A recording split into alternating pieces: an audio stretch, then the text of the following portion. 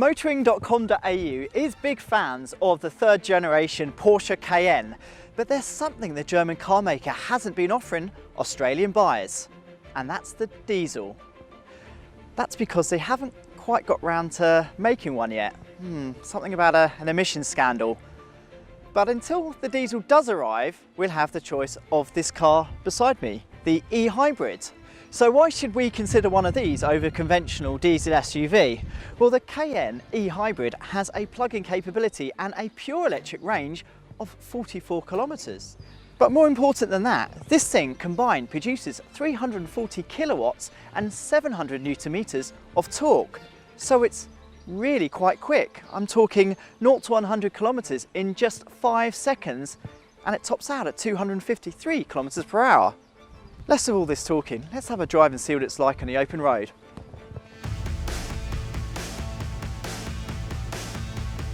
Okay, so this is not the first time Porsche has used its next generation plug-in hybrid powertrain. It's already in the Panamera.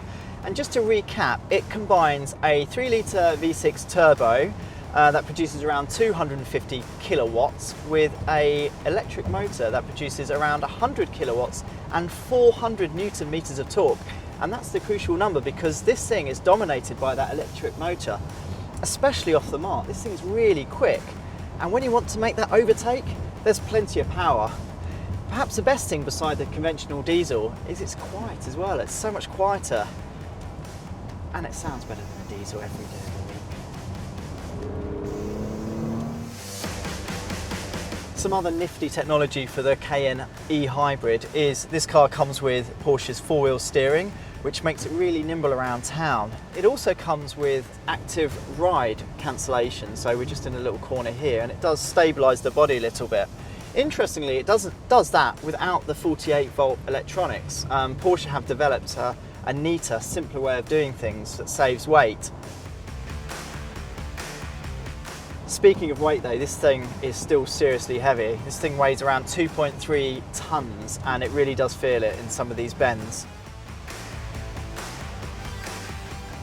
Porsche claims the Cayenne e-hybrid can average 3.2 litres per 100 while emitting just 72 grams per kilometre of CO2.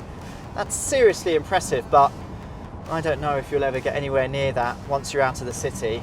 We're averaging around 8 litres per 100 kilometres. So that means this car will probably not have the sort of the long range diesel mile munching ability of some of its SUV rivals. So what don't we like about the new Cayenne e-hybrid? Well, the first thing is the braking. The brakes are powerful of course, but just the way you modulate the pedal is quite strange. It seems there's too much braking just at the top of the pedal, and then it feels rather inconsistent, which isn't very reassuring. The other problem we don't like about the Cayenne e-hybrid is the way it rides. It's worst around town when it just fidgets, it wrestles and never really settles. It really struggles to cope with the small imperfections. And that's a bit of a shame because, okay, we know this is a sporty SUV, but this has air suspension. I mean, they should be able to make it ride.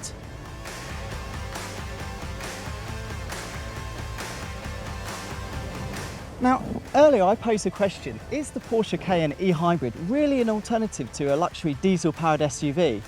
Well, do you know what? After a day behind the wheel, I think it is. I think some owners out there will actually prefer this car to a diesel. Now, Porsche Australia will introduce this car in Q3 and it will be priced from around $135,000. Only the Mercedes-Benz GLE 500e is cheaper, but you know what? I'd pick this car every day of the week over that. It's fun to drive, it looks great, has this fantastic interior, and when you drive it, you almost feel like you're saving the earth. Almost.